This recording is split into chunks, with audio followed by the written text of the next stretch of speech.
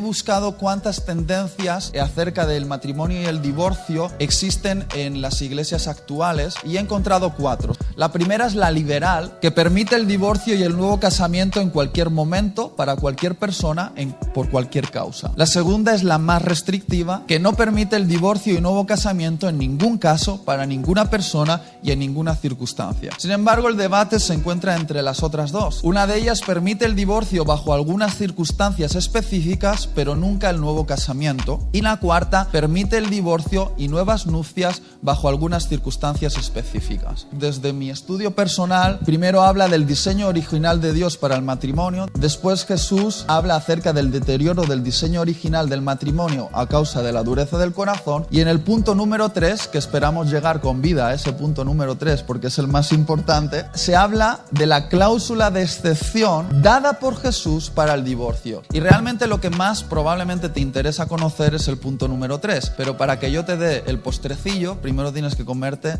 el plato principal. Hoy estamos un poco limitados de tiempo y continuamos con la enseñanza de Ordena tu casa y me ha tocado el premio gordo, es decir, me ha tocado uno de los temas más complejos que podría tocarme. Hoy me toca hablar del dilema del divorcio. Entonces, como una introducción, tengo que decir que todo lo que voy a enseñar está consensuado por los que forman el equipo de liderazgo de la iglesia. Es un tema tan complicado que cada iglesia tiene que consensuar su enseñanza acerca de esto y fundamentarla en las Escrituras. Ahora, lo que yo voy a exponer es los rasgos generales acerca de lo que Jesús dijo de este tema, pero queremos dejar desde el principio bien claro que cada caso específico ha de tratarse con la consejería y dirección del equipo de liderazgo.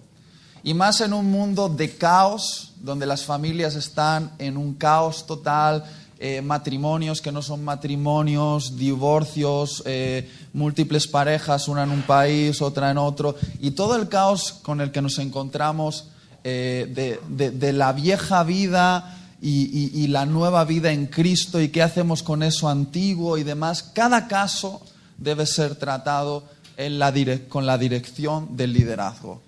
¿Está bien?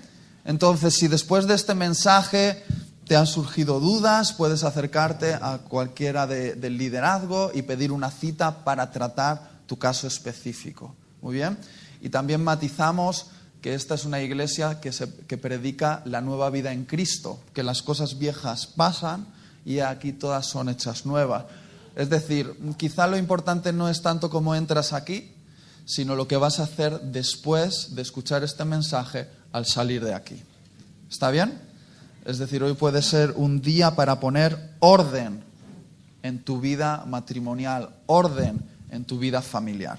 Vamos a orar a Dios para que Él nos ayude. Señor, pido tu ayuda, pido muchísima gracia, Señor, para poder expresar tu palabra y pido gracia en el corazón y la mente de mis hermanos para que tengan la habilidad de entender, Señor, tu revelación. Estamos expuestos ante tu palabra, es la única verdad. No lo que dice esta sociedad, no lo que dicen los médicos, no lo que dicen los psicólogos, no lo que dice el gobierno. Tu palabra es la verdad, Señor, y queremos ser guiada por ella. En el nombre de Jesús. Amén. Muy bien. Hoy permitirme que me ponga mi traje de maestro. No voy a ser predicador, no voy a contar ninguna historia, no voy a contar ninguna anécdota, porque solamente el análisis del texto nos va a llevar los próximos 50 minutos. ¿Está bien? Vamos a analizar el texto. El texto de Mateo 19, versículos de 3 al 9. Mateo 19, versículos del 3 al 9. Abre tu Biblia ahí, no nos vamos a mover de ese lugar.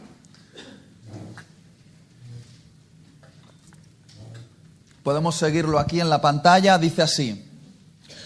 Entonces vinieron a Jesús los fariseos, tentándole y diciéndole: ¿es lícito al hombre repudiar a su mujer por cualquier causa? Repudiar es una forma de decir divorciarse de ella.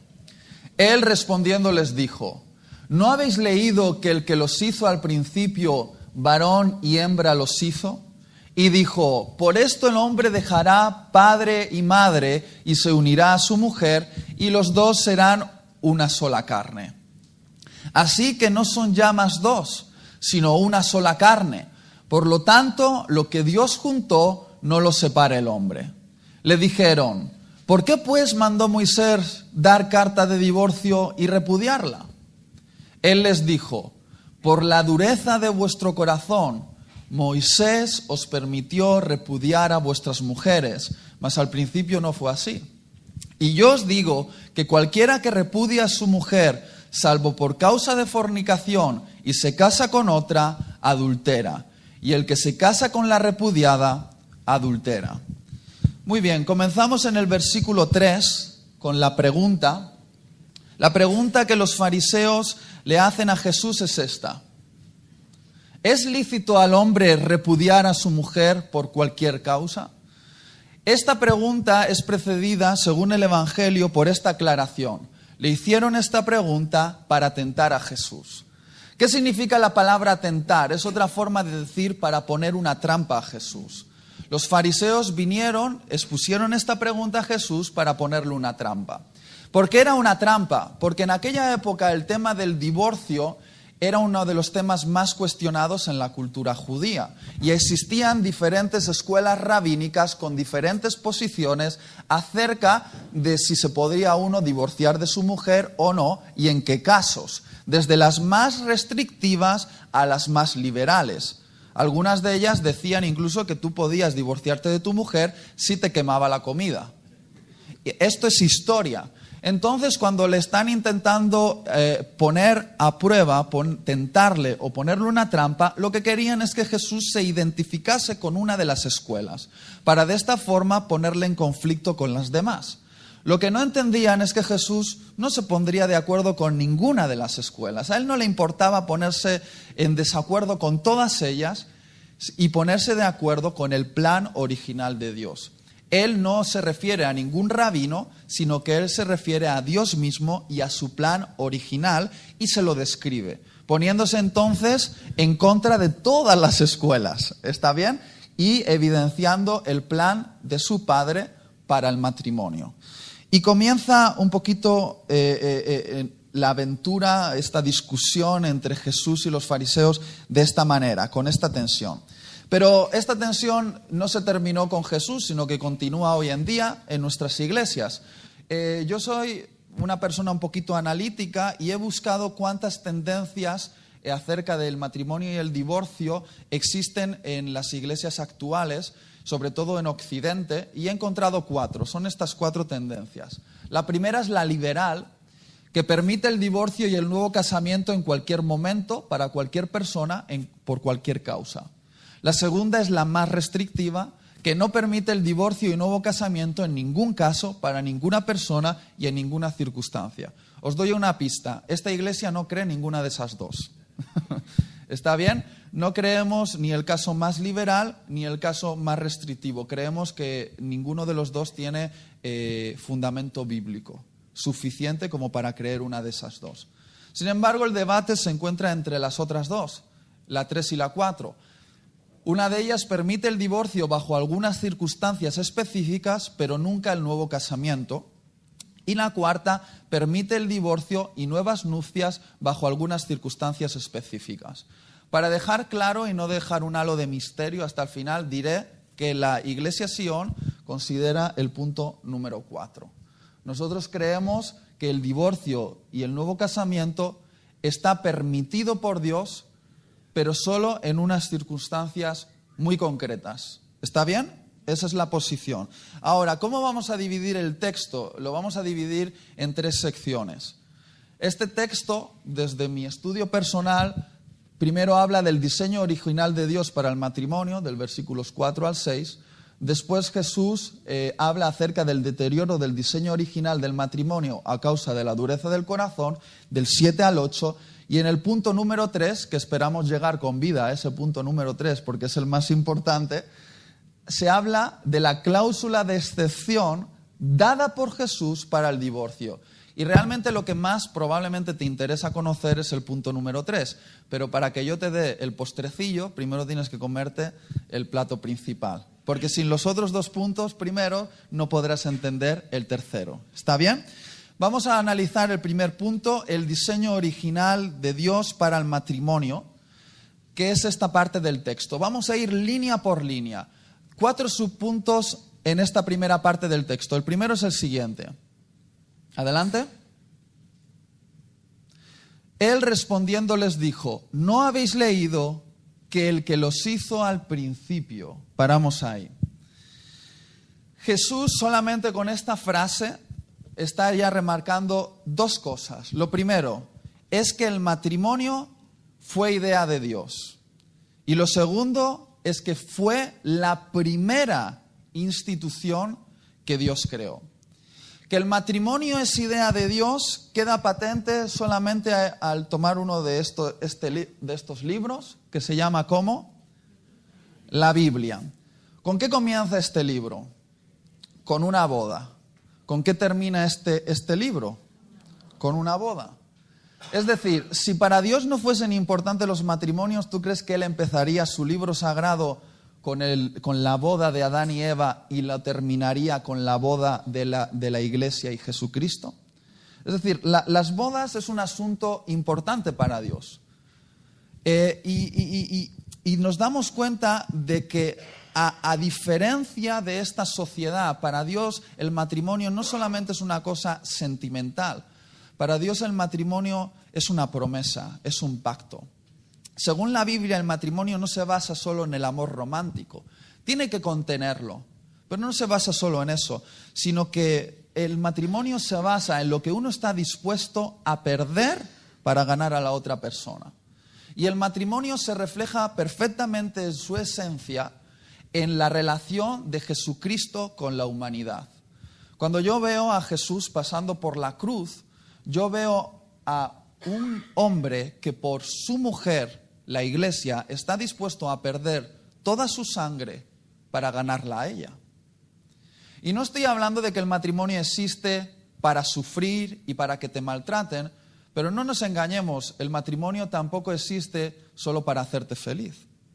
El matrimonio es una mezcla de dolor y felicidad en un equilibrio perfecto, difícil de entender para nuestra sociedad.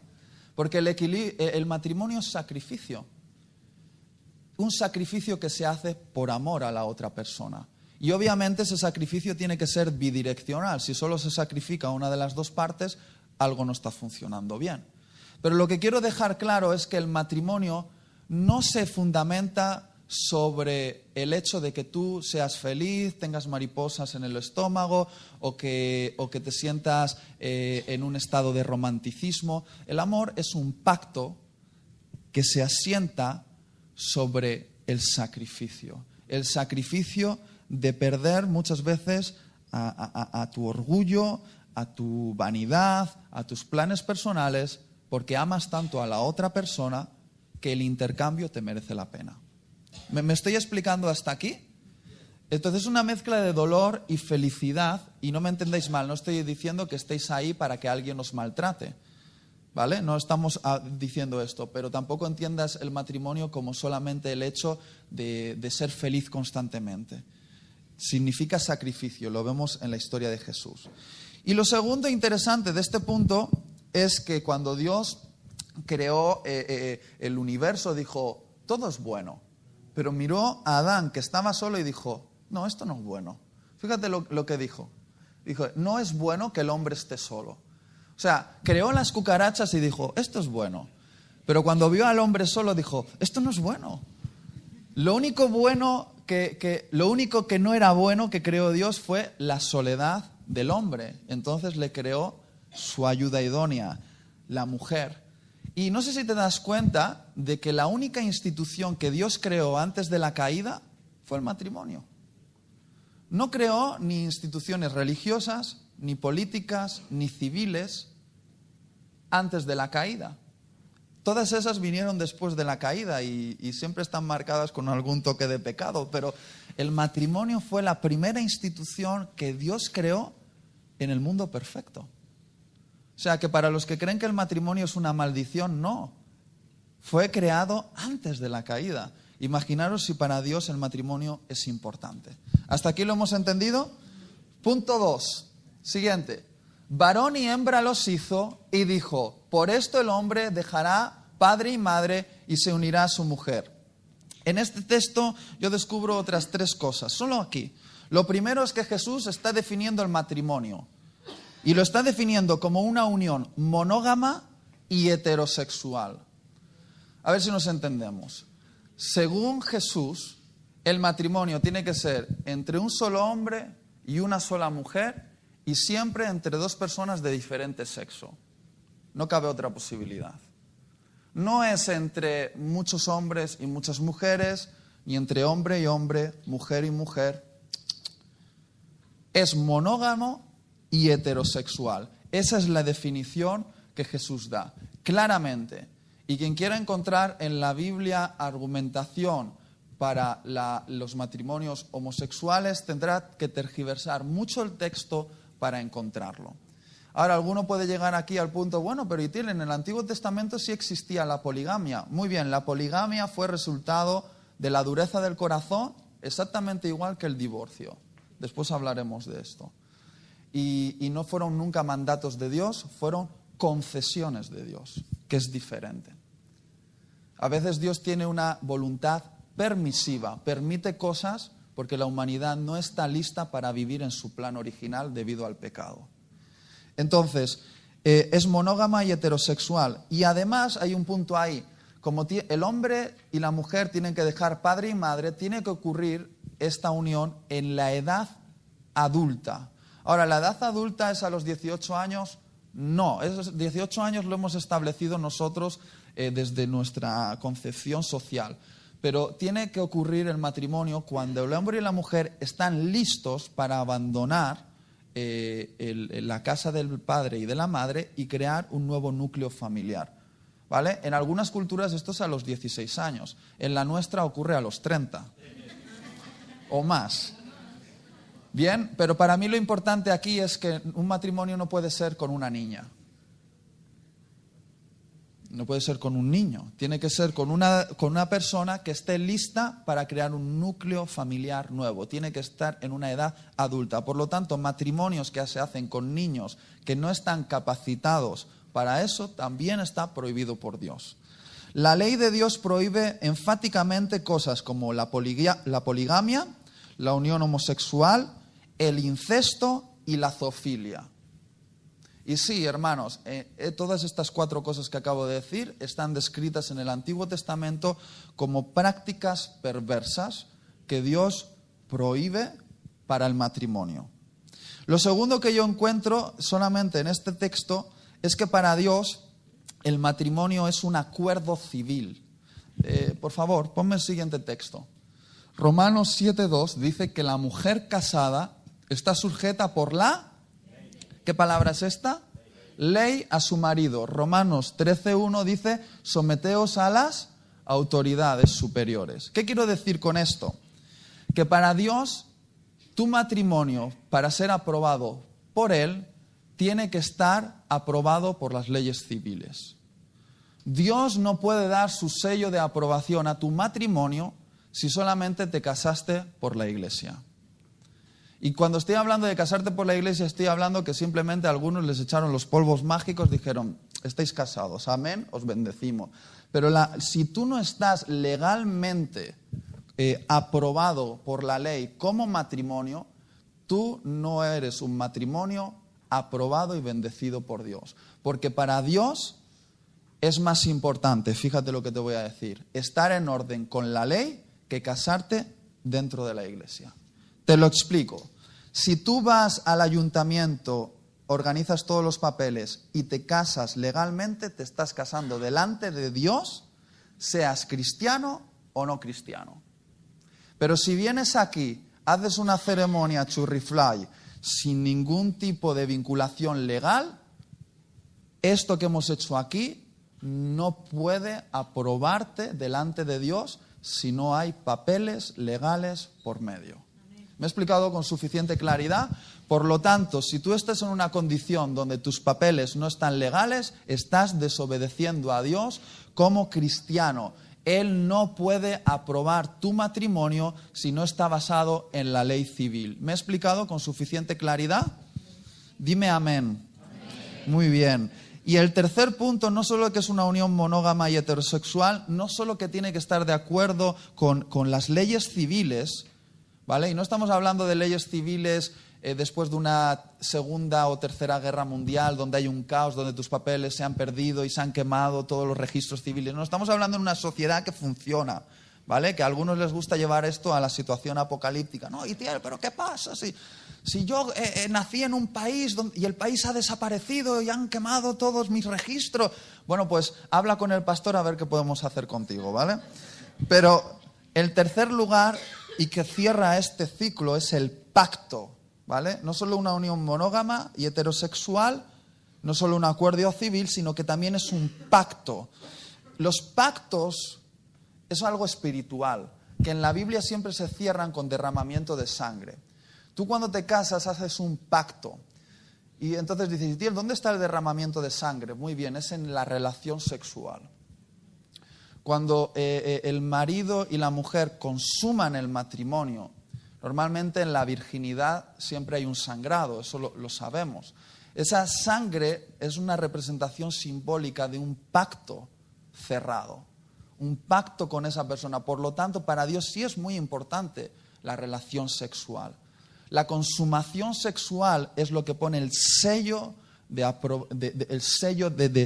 pacto al matrimonio. Un matrimonio que no consuma, y aunque tenga firmado los papeles, delante de Dios todavía no es un matrimonio. Necesita haber una consumación sexual. Ahora tú dices, Itiel, pero si no éramos vírgenes, ninguno de los dos, bueno, sigue siendo pacto igual, porque en la involucración de todos los fluidos naturales, esa unión física, Dios considera que eso es cerrar el pacto y poner sangre por medio. Fijaros si en lo sexual te une tanto que la mayoría de enfermedades son de transmisión sexual. ¿Por qué? Porque hay involucración sanguínea. ¿Entendéis esto? Por lo tanto, es en la relación sexual donde se cierra el pacto. ¿Vale? Podemos hablar de sexo en este púlpito, ¿verdad? El sexo es bueno, está creado por Dios, no os preocupéis. Hay algunos que están sudando, ¡ay, he hablado de sexo! Bueno, unión monógama y heterosexual, acuerdo civil y pacto que se cierra con el acto sexual. En definición, el matrimonio es una institución creada y definida por Dios, confirmada por la ley civil y sellada como pacto entre dos personas a través del acto sexual. Vamos a leerlo juntos. El matrimonio es una institución creada y definida por Dios, confirmada por la ley civil y sellada como pacto entre dos personas a través del acto sexual. Muy bien, he hecho aquí una especie de apéndice con preguntas difíciles. Pregunta número 1. Itiel, ¿vivir en pareja e incluso tener un hijo en común nos convierte en matrimonio? Respuesta, no. De hecho, quien opta por esta opción en lugar del casamiento lo hace a sabiendas, despreciando el matrimonio legal. Por eso son una pareja de hecho, ¿vale? Ahora bien, si llegan a convertirse al cristianismo, la unidad que han compartido hasta ese momento, incluyendo los posibles hijos en común, es razón de suficiente peso como para formalizar su relación como matrimonio ante la ley. ¿Me he explicado? No estabais casados, pero os convertís al cristianismo. Hay suficiente peso por lo que habéis convivido y si hay hijos por medio para que consideréis muy, muy, muy seriamente el casaros ahora que sois cristianos. ¿Está bien? Ahora, todo esto podéis consultarlo a los ancianos para vuestro caso específico. Segunda pregunta, ¿es suficiente con casarme en la iglesia? Respuesta, no. Si te casas en la iglesia pero no legalizas el matrimonio frente a la ley civil, no estás casado frente a Dios. Sin embargo, si te casas frente a la ley civil pero no lo haces en la iglesia, sí estás casado frente a Dios. La ceremonia que se hace en la iglesia es una ceremonia para obtener bendición de Dios, y esta bendición para el cristiano es importante porque se hace delante de él y delante de la comunidad, ¿vale? Pero la ley civil va por delante. Pregunta 3. Si mantengo relaciones sexuales con alguien, ¿significa que me he casado con él o con ella? No. Si esto fuese así, no existiría el término fornicación, porque el término fornicación siempre es acto sexual fuera del marco matrimonial. Si el acto sexual te hiciese matrimonio, desaparecería radicalmente de la Biblia el concepto fornicación, porque en cuanto mantienes una relación sexual, te haces matrimonio. Sin embargo, la Biblia habla de fornicación, que es acto sexual fuera del matrimonio. Ahora, tienes que entender que cualquier relación sexual con otra persona está reservada por Dios para el marco exclusivo del pacto matrimonial. Fuera de ese marco, Dios no lo aprueba y es pecado. ¿Está bien? Y última pregunta de este apéndice. Si estoy legalmente casado, pero no ha habido relación sexual, no ha habido consumación, ¿estoy casado frente a Dios? No. Delante de Dios, la consumación sexual es la que sella el pacto matrimonial. ¿Me he explicado hasta aquí? Muy bien. Siguiente punto. Y los dos serán una sola carne, así que no son ya más dos, sino una sola carne. Esta frase es muy fuerte porque refleja la fusión que se produce entre dos seres diferentes, con dos mentes, dos voluntades y dos conjuntos de emociones que llegan a ser una unidad. En el coito, en el acto sexual, confirmado por la ley civil, lo que ocurre es no solo es una fusión de dos cuerpos, sino ocurre una fusión de dos almas. Por eso dice que ya no son más dos, sino uno. Para Dios, el número uno es un número indivisible que fue creado para no ser destruido hasta la muerte. Por lo tanto, el matrimonio original fue creado por Dios para ser algo que perdurase hasta la eternidad. ¿Está bien? ¿Cómo van a ser las cosas en la eternidad? No lo sabemos, pero por lo menos lo concerniente a esta vida es que esas dos personas que eran dos y se hacen una en el matrimonio, eso perdurase hasta que la muerte os separe. ¿Está bien? Hasta que la muerte os separe, porque uno es un número indivisible. Fíjate lo que dice en este versículo. Ella es hueso de mis huesos y carne de mi carne. Realmente Adán tenía una percepción de que Eva era parte de sí mismo. Por eso la Biblia dice, si tú golpeas a tu mujer, estás golpeando tu propio cuerpo. Porque delante de Dios, tu mujer y tú sois uno. Pablo dijo, el cuerpo de la mujer ya no le pertenece a la mujer, le pertenece al marido. Y el cuerpo del marido ya no le pertenece a él mismo, le pertenece a la mujer. ¿Por qué? Porque sois uno solo. Esa es la unidad delante de Dios. Ahora, fíjate lo que dice en este texto. Dios creó al hombre a su imagen. Ahora, cuando Dios creó al hombre a su imagen, lo hizo con el deseo de que el hombre reflejase a Dios mismo sobre la tierra. ¿Vale? Cuando la gente viese a Adán, cuando los animales viesen a Adán, tendrían que ver un reflejo de Dios. Pero había algo que Adán por sí solo no podía reflejar. Algo que era intrínseco de la Trinidad durante toda la eternidad que Adán solo no podía reflejar. Entonces Adán estaba limitado en su reflejo de quién era Dios por estar solo. ¿Qué era aquello que Adán no podía reflejar de la Trinidad? La unidad. La Trinidad es la unidad perfecta del universo. Es una unidad tan perfecta que es uno, aunque son tres. Y esto es un misterio. En la Trinidad no hay rangos ni posiciones, no es que uno es más importante que otro, es una unidad tan perfecta que todos fluyen en una perfecta voluntad. Lo que quiere el Padre lo quiere el Hijo, lo que quiere el Espíritu lo quiere el Padre. Y hay un amor, hay una compenetración, hay una unidad tan perfecta que en realidad Él se presenta como un único Dios. Esto es un misterio, nuestra mente no lo puede entender. Ahora, ¿os habéis dado cuenta de que en Deuteronomio 6:4 dice, oye Israel, el Señor vuestro Dios, uno es? Y es la misma palabra, uno, que se utiliza en Génesis 2:24 cuando dice, el hombre y la mujer serán una sola carne. En hebreo la palabra original es echad. Por lo tanto, esto quiere decir que en el matrimonio el hombre y la mujer son uno, como Dios en la Trinidad son uno. Por lo tanto, el matrimonio es el máximo reflejo de lo que Dios es sobre la tierra. Toma castaña. La soltería está muy bien, puede reflejar cosas de Dios. Y hay gente que está llamado a la soltería. Pero te diré una cosa, nunca se podrá comparar con un matrimonio que refleja de la forma más perfecta lo que es Dios. O sea que el matrimonio es tan importante para Dios porque es el momento donde Él se ve mejor reflejado sobre el planeta Tierra. Por esa razón a Dios le molesta esto. ¿Adelante? Sí hay. No os unáis en yugo desigual con los incrédulos, porque ¿qué comunión pueden tener la luz y las tinieblas? Algunos dicen, no entiendo por qué Dios no me permite tener un matrimonio con alguien que no es de mi misma fe. Muy sencillo, porque Dios quiere que tu matrimonio refleje su luz. Ahora, cuando tú te estás uniendo con alguien que está en tinieblas, y que está en tinieblas no estoy diciendo que sea satanista o que mate abuelitas, estoy hablando de alguien que no tiene la luz de la salvación. Tú estás inhabilitado como matrimonio para reflejar lo que Dios es.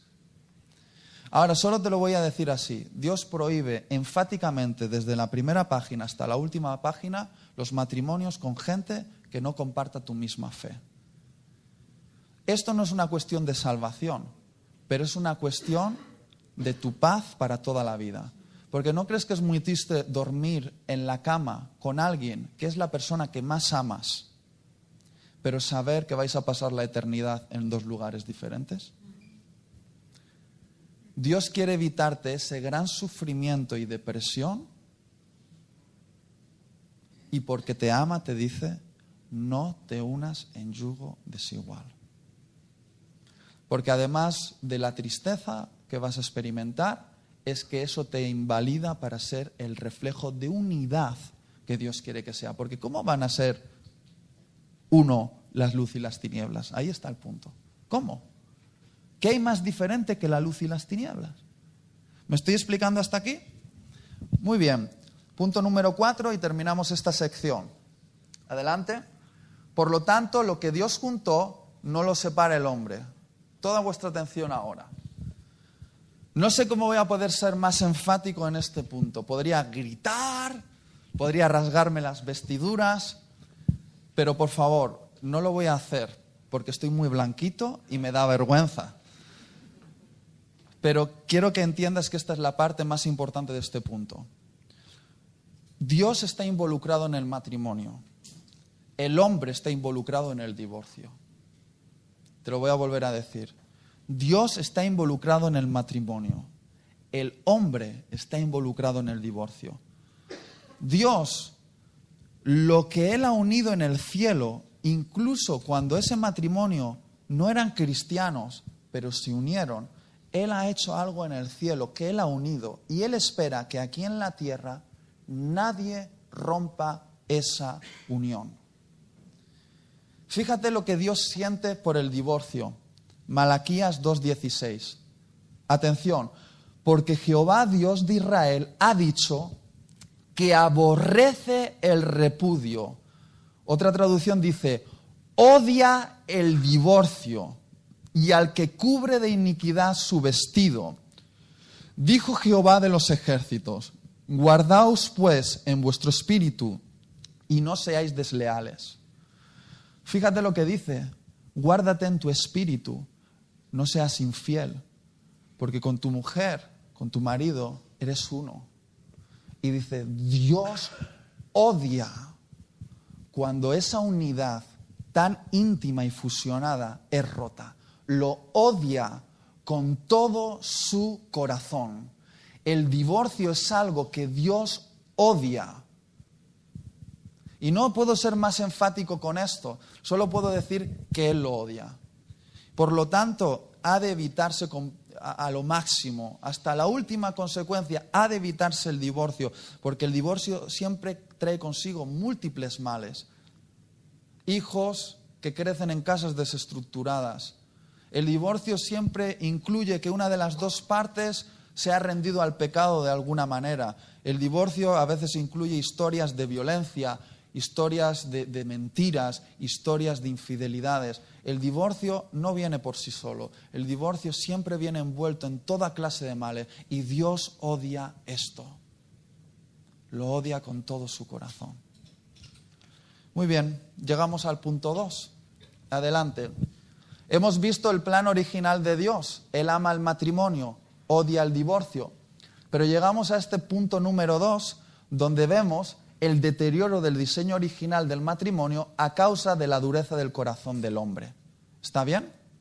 Entonces dice así, le dijeron, sí, muy bien Jesús, hemos entendido el plan original, pero entonces ¿por qué mandó Moisés, que era la boca de Dios? ¿Está bien? ¿Por qué mandó Moisés dar carta de divorcio y repudiarla? Y él les dijo, espera, no habéis entendido bien.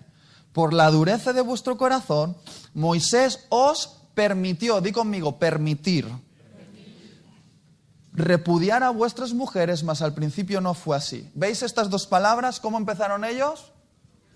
Dios mandó. ¿Qué dice Jesús? Moisés os permitió. ¿Es lo mismo mandar que permitir?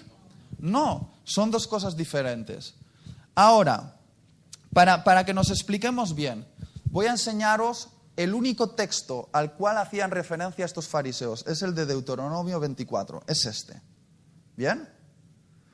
Dice así, Moisés, de parte de Dios, dice, cuando alguno tomare mujer y se casare con ella, si no le agradare por haber hallado en ella alguna cosa indecente, di conmigo, cosa indecente, le escribirá carta de divorcio y se la entregará en su mano y la despedirá de su casa y salida de su casa podrá ir y casarse con otro hombre. Ahora, tenemos que tener en cuenta varios aspectos de este punto. Yo voy a decir concretamente 3 para que entendáis lo que Moisés estaba diciendo aquí. Lo primero es que el mandamiento de Moisés no es una declaración de que Dios aprueba el divorcio, es una regulación de qué tiene que pasar cuando eso ocurre para proteger a la mujer. Dios no está diciendo aquí, divórciate, si encuentras algo, divórciate, dice, si os vais a divorciar porque habéis encontrado una cosa indecente en tu pareja, tenéis que hacer esto, carta de divorcio. Ahora, no entendemos esto de la carta de divorcio, os lo voy a explicar. En la época de Moisés, la mujer era basura. Eran solo para tener hijos. Eran objeto de mercadeo. Y toda mujer que era repudiada por su marido estaba condenada a la marginación y exclusión social. Y Dios en esta ley lo que hace es crear un marco de protección para el débil, para la mujer, porque ese es nuestro Dios. Siempre cuida de los débiles, siempre. Y dijo esto, si habéis encontrado algo indecente y como sois así, la tenéis que echar, ¿vale?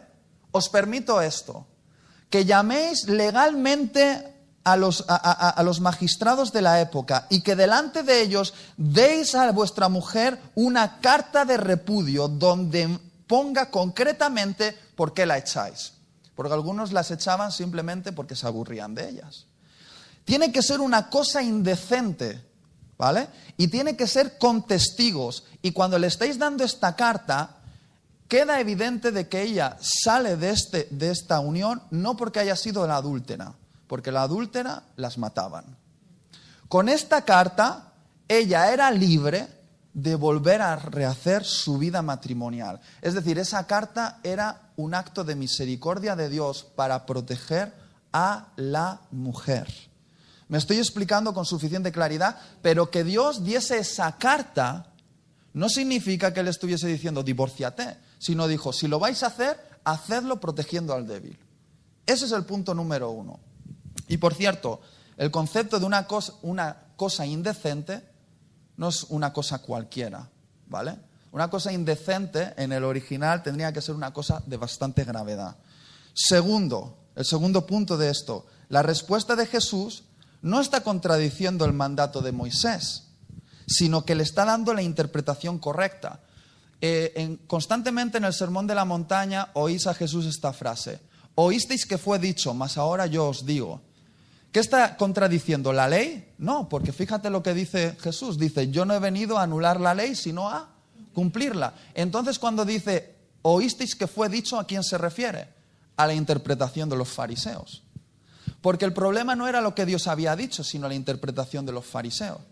Y los fariseos, concretamente el fariseo Iliel, que no es Itiel, cuidado, Iliel, decía que tú podías dar carta de divorcio a tu mujer por estas causas de indecencia. Si se soltaba el cabello en público, si hablaba con otro hombre, si cocinaba con demasiada sal, si era estéril o no era capaz de darte un varón, si hablaba mal a la suegra.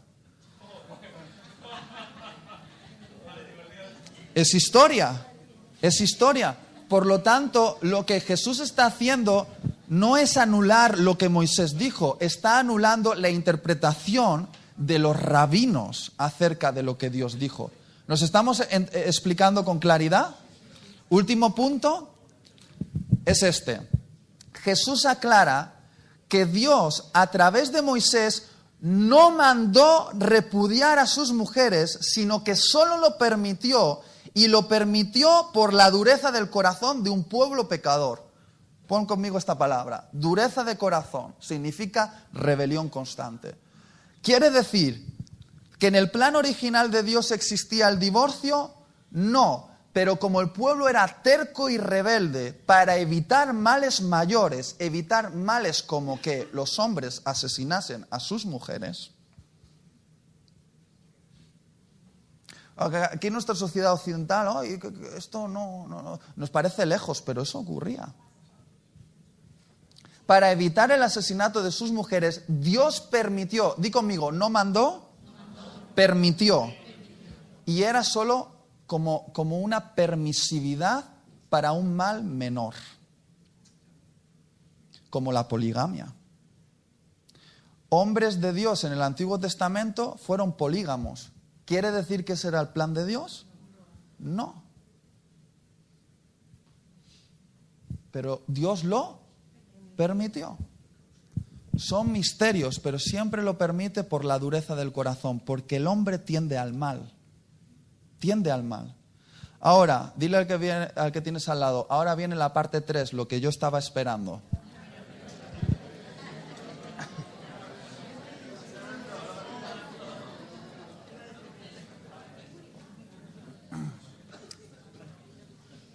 Muy bien. Ahora Jesús establece el orden. ¿Está bien? Establece el orden. Y Jesús dice, ahora os voy a decir la interpretación correcta de las palabras de Moisés. Esto es la cláusula de excepción dada por Jesús para el divorcio. La única de toda la Escritura. Desde el principio hasta el final solo aparece esta. Dice así. Y yo os digo, dice Jesús, que cualquiera que repudia a su mujer, salvo por causa de fornicación, y se casa con otra, adultera. Y el que se casa con la repudiada, adultera. Ponme la definición.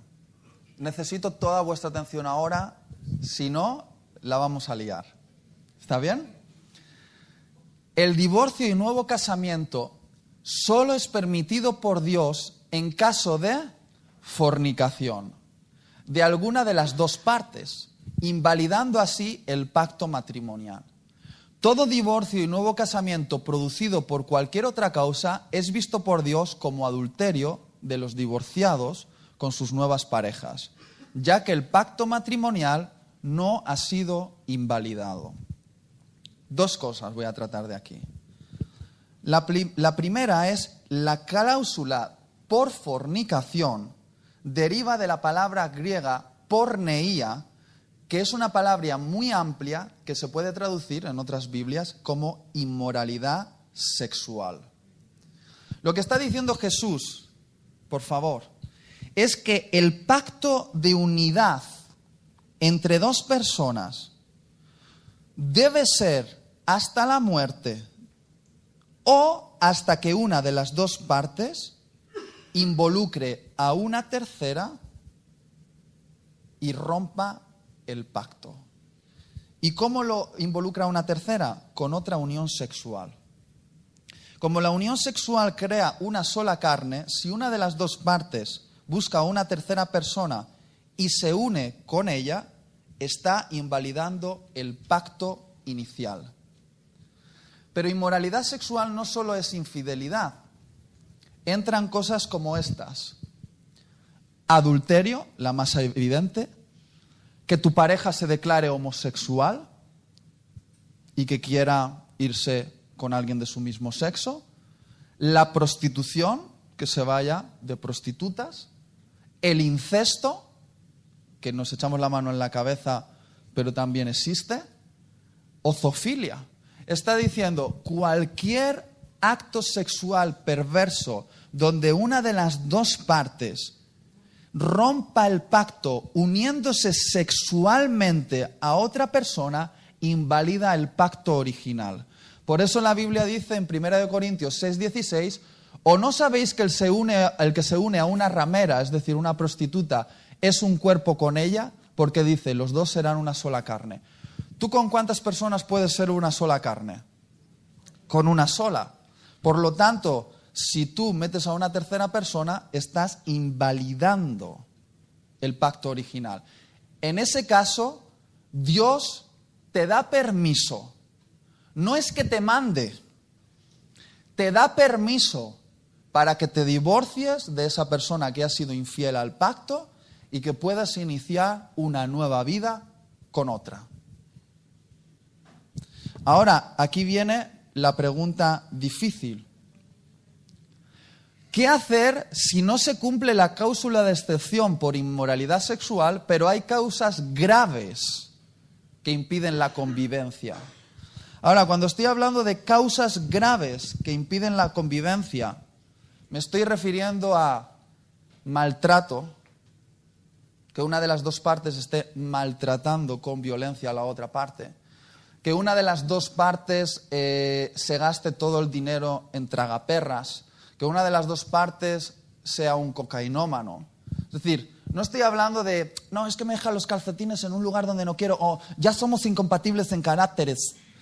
No, estamos hablando de cosas graves que impiden la convivencia. Por eso os estoy diciendo que cada caso debe ser tratado con la ayuda de los pastores, que determinen si eso es grave o eres una persona muy egoísta que tienes que madurar.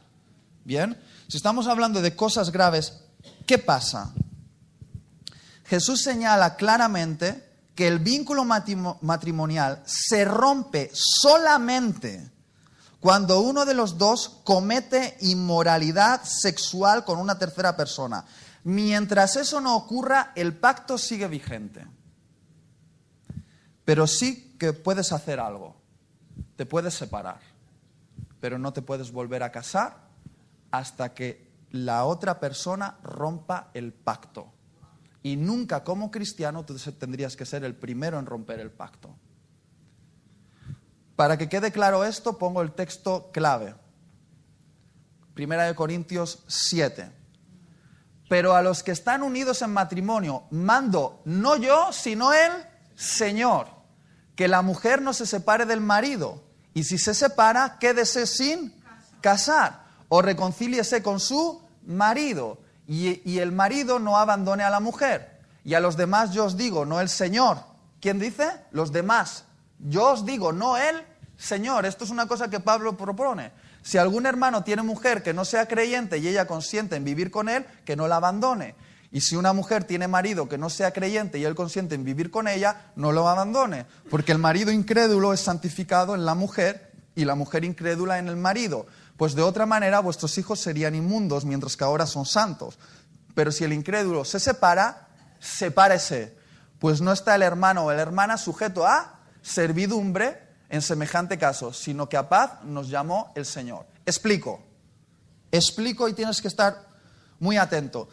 ¿Cómo se rompe un pacto matrimonial si una tercera persona involucra sexualmente a una tercera? ahí lo rompes, hay permiso para divorciarte y volverte a casar. Pero si eso no ocurre, la Biblia te permite aún separación. En este caso, lo que estaba ocurriendo es que los corintios, algunos de ellos se convertían sin que sus parejas se convirtiesen. Ahora, ¿qué hay más incompatible que la luz y las tinieblas? Nada. Ahora, ¿qué hacían los creyentes? Decían, como mi marido, como mi mujer no es creyente, me divorcio de ella. Y se volvían a casar con cristianos. Entonces Pablo dice, esto no está bien. Esto no está bien. Dice, si la convivencia es imposible, mando no yo, sino el Señor, que hagáis todo lo posible por no separaros, porque podéis santificar el hogar. Pero si os están maltratando, si os pegan, si hacen la convivencia imposible, sepárate y quédate sin casar. ¿Hasta cuándo? Hasta que el incrédulo rompa el pacto. Pero nunca deberías ser tú el primero en romperlo. No, separar es un concepto de crear distancia. Ahora, si el incrédulo dice, quiero divorciarme de ti, a paz nos ha llamado el Señor, divórciate, porque en cuanto él se quiere divorciar es porque va a ir con otra, por lo tanto, tú quedas libre para crear un nuevo matrimonio. ¿Está bien? Ahora, Itiel, pero esto es muy duro lo que estás diciendo. No es muy duro. Imagínate que tu marido está pasando por una etapa muy difícil y te está maltratando. ¿Tú tienes que soportar maltrato en casa? No. Sepárate. En la separación tú tienes que dar, por amor al pacto matrimonial, el espacio temporal para que tu marido pecador se arrepienta. Y si se arrepiente, Dios te dice, vuelve con él, porque el pacto no ha sido roto y seguís siendo matrimonio. Pero si el pecador persiste en el mal, siempre ocurre esto. Quien maltrata a su mujer, quien es un drogadicto, quien roba, cuando se separa, si no quiere entrar en el proceso de restauración, siempre terminan rompiendo el pacto ellos. Pero por ninguna causa el cristiano tiene que adelantarse a esto. Si tú te separas creando un espacio y eres tú el primero que te vas con otra, el adúltero eres tú. Y Tieli, si tengo que esperar un año, bueno, hemos visto casos donde con un año la persona se ha arrepentido y han tenido un matrimonio mejor después. También hemos visto casos donde no se ha arrepentido, se ha ido de prostitutas con otras, con otros, y entonces queda libre la pareja para iniciar una nueva vida. Pero hasta que no ocurre esa ruptura de pacto, seguís siendo una unidad. Tengo un caso aquí, ¿vale? Para que veáis los pasos lógicos a seguir. La pregunta clave es, mi cónyuge está haciendo algo grave que imposibilita nuestra convivencia. ¿Qué debo hacer? Imaginemos que es algo grave como el maltrato, que es uno de los casos más típicos. Lo que esta iglesia te dice que tienes que hacer. En primer lugar, vete donde los ancianos de la iglesia y exponles tu caso. Ellos te ayudarán a determinar los siguientes pasos a tomar, que en las situaciones más extremas puede incluir involucrar a la policía por medio. ¿Vale? En otros casos menores, una separación temporal es el siguiente paso a tomar. A lo largo de este tiempo de separación, se espera que el pecador se arrepienta verdaderamente y entre en un proceso de restauración. Este tiempo que brinda el creyente es un tiempo de misericordia y fidelidad al pacto para que su pareja que está en pecado pueda arrepentirse y salvar su vida todavía. Y salvar con ello el vínculo matrimonial. Pero si el pecador persiste en la maldad, puede permanecer separado de él, pero no quedas libre para iniciar una nueva relación hasta que el otro rompa primero. En ningún caso el cristiano debe ser el primero que rompa el vínculo. Ahora, si el pecador te pide el divorcio, Dios te dice, acéptalo y sé libre, porque siempre piden el divorcio para comenzar una nueva vida con otra persona. Y Pablo dice, no estás sujeto a servidumbre, a paz nos ha llamado el Señor. Pero sobre todo, ten en cuenta que los detalles pertinentes a tu proceso deben ser dirigidos por tu pastor, que te ayudará a entender la voluntad de Dios paso a paso. ¿Me he explicado con suficiente claridad? Esto lo vais a tratar en los ADNs, todos estos apuntes los tiene tu líder de ADN, están bastante claros, pero si no quedase claro, siempre podéis preguntar a los pastores, ¿está bien? Ahora termino con esto, es importante terminar. ¿Cuál es el ejemplo que Dios nos da? Y hay dos cosas que quiero terminar, con esto y hablándote de la gracia y de lo que cómo Dios ve tu vida pasada, ¿está bien? Jeremías 3 es Dios hablando y dice, ¿has visto lo que ha hecho la rebelde Israel? Ella se va sobre todo monte alto y debajo de todo árbol que hace allí, fornica. Y dije, después de hacer todo esto se volverá a mí, pero no se volvió. Y lo vio su hermana la rebelde Judá. Ella vio que por haber fornicado la rebelde Israel, yo la había despedido y dado ¿qué? Carta de repudio, pero no tuvo temor la rebelde Judá, su hermana, sino que también fue ella y fornicó. ¿Dios se divorció alguna vez? Sí. ¿Qué ejemplo deberíamos seguir? El de Dios. Él estaba enamorado de una mujer con la que se casó en el monte Sinaí, que se llamaba Israel. El monte Sinaí era un contrato de boda. Dios decía, te seré fiel y tú me debes ser fiel. El monte Sinaí fue una boda. Y simbólicamente, hasta con la cubierta que los judíos usan, todo lo que ocurrió en el monte Sinaí, los truenos, son trompetas, todo es una boda. Pero ¿qué hizo Israel? Fue infiel. Durante siglos fue infiel. ¿Cuántas veces le perdonó Dios? Muchas. Hasta que Dios llegó a un punto y dijo, hasta aquí, nos divorciamos. Se divorció y envió a Israel a Babilonia. Y Dios se ha vuelto a casar con una mujer con vestido blanco. De momento está desposado, pero viene para casarse. ¿Que somos quién? Nosotros. La iglesia. Esto es muy fuerte, pero el ejemplo de Dios nos muestra de que el divorcio ha de ser evitado lo máximo posible. Si tu marido o tu mujer están jugando contigo y están siendo infiel por deporte, Dios no te dice que tienes que vivir en servidumbre, te da permiso para que te divorcies y te vuelvas a casar. Pero te digo una cosa, el camino de Dios, el camino más alto y el camino que nos permite la gracia es el perdón. Y cuando un marido o una mujer viene arrepentido, sinceramente, aunque es el camino más difícil, Dios nos invita a seguir su ejemplo. ¿Está bien? Las preguntas claves serían estas, y termino con ellas. Si has sorprendido a tu cónyuge en infidelidad y muestras señales de verdadero arrepentimiento, ¿qué debo hacer? La Biblia dice, eres libre para divorciarte, pero Dios te invita con su ejemplo a extender perdón a tu cónyuge y comenzar un proceso de restauración. El resultado, si él se ha arrepentido de verdad o ella se ha arrepentido de verdad, es que tu matrimonio puede ser fortalecido y bendecido por Dios. Lucha por tu matrimonio. Si está arrepentido, lucha. Ahora, ¿esto es concesión para tener una cañita al aire? No. No. Porque el daño que estás haciendo a tu pareja cuando le eres infiel es un daño en un minuto, pero que restaurarlo cuesta años. Años. Años. Por lo tanto, no es un permiso para una cañita al aire que seamos cristianos, pero el cristianismo nos enseña el camino del perdón.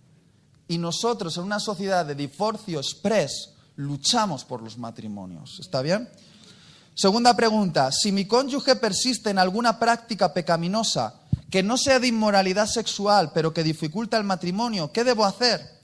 En primer lugar, confronta esa práctica. contando con ayuda de los ancianos de la iglesia, pero además Dios te permite una separación temporal para que os dediquéis a la oración y a la resolución de las prácticas destructivas de forma individual. Pero esto debe ser una separación temporal que no induzca a tu cónyuge a la inmoralidad sexual. Si hay aquí alguien tan inteligente que dice, como me quiero separar de mi marido, la voy a quitar el sexo, para que se vaya con otra o otro, ¿tú crees que puedes engañar al Señor? Incitando a tu pareja a la inmoralidad sexual a propósito. Cuidado, ¿vale? No juegues con eso. Si no aguanto las manías de mi cónyuge y decido divorciarme de él, ¿qué estoy haciendo? Pues te estás exponiendo a ti y a tu cónyuge al pecado grave del adulterio.